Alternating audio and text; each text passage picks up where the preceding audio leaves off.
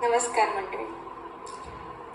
सध्या IPL 2024 मध्ये एकच चर्चेचा विषय आहे, ते म्हणजे मुंबई इंडियन्स आणि चेन्नई सुपर किंग्स यांचे कर्णधार. हार्दिक पांड्या हा उत्तम दर्जाचा खेळाडू आहे, हे त्याने अनेक आंतरराष्ट्रीय मॅचमध्ये दाखवून दिलेलं आहे.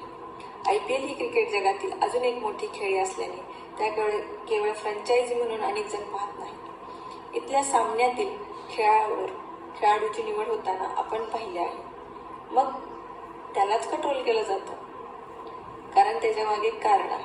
ज्या पद्धतीने कर्णधार पदाची सूत्र त्याच्याकडे सोपवण्यात आली, त्यामुळे ह्यात संघ व्यवस्थापकापासून ते अनेक जणांचा सहभाग असला तरी प्रत्येक श्रोस असेल किंवा कौतुक असेल, त्याला खेळाडूलाच सामोरं जावं लागतं.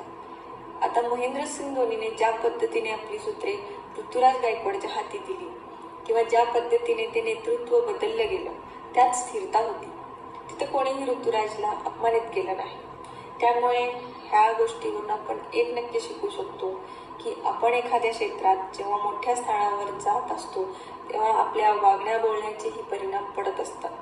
आपल्या भूमिका लोक लक्षात ठेवत असतात. धन्यवाद.